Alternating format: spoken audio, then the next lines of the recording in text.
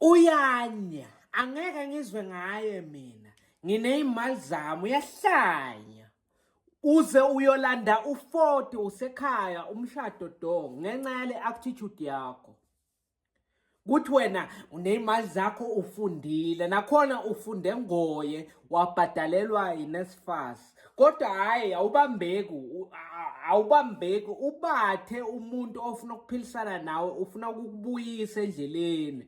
Ufuna ukuthi niphilisane, ufuna ukuthi nicale impilo nibe right, nishade nakho umuzi nibe right. Kodwa wena ngale attitude yakho bayahamba nje bonke. Bayahamba bonke ngale attitude yokuthi hayi mina ngifundile mina ngeke uyahlanya ngeke ngizwe ngaye mina. Ya, ngeke ngizwe ngaye mina ngifundile nginey'mali zami. Ngine-2 pots mina. Oy kahle zehlise buya phansi zehlise nje zibuyise phansi noma uzazi ukuthi unama degree noma une-degree.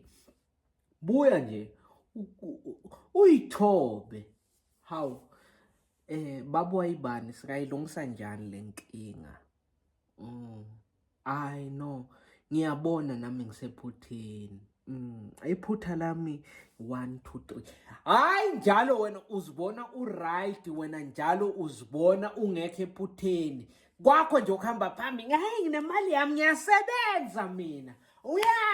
Uyanya mina ngangizwe ngendoda. Hey, isikhathi siyahamba esesi, wake up, smell the coffee.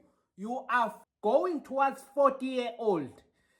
Kodwa uyaziphakamisa, awufuni kulalela, njalo uzibona u-right, awufuni kuzehlisa, awuziboni ma u-wrong. Cha sesi, buya phansi, zehlise.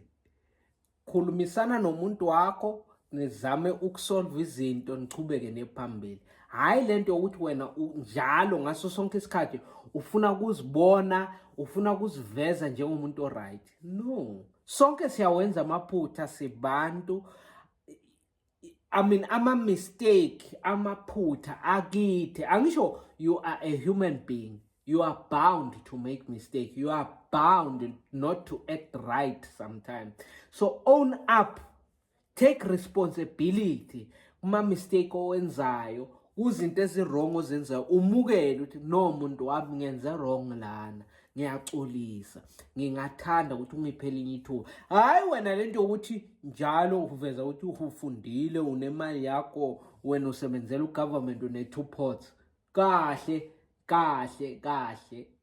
Nakini sebakhathele nguwe.